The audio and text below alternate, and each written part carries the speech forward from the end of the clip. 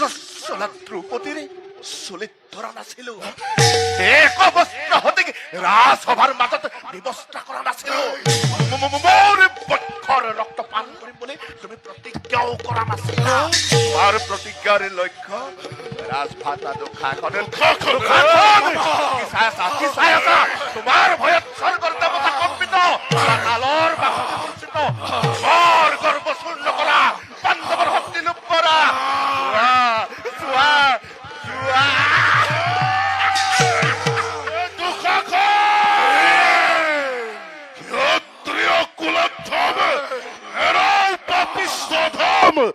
পার যদি রক্ষা কর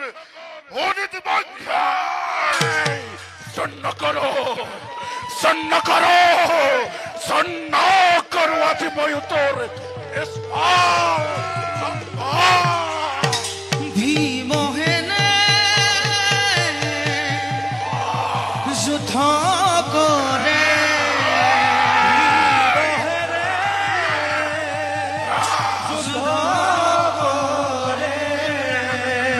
অতি ভয়ঙ্কর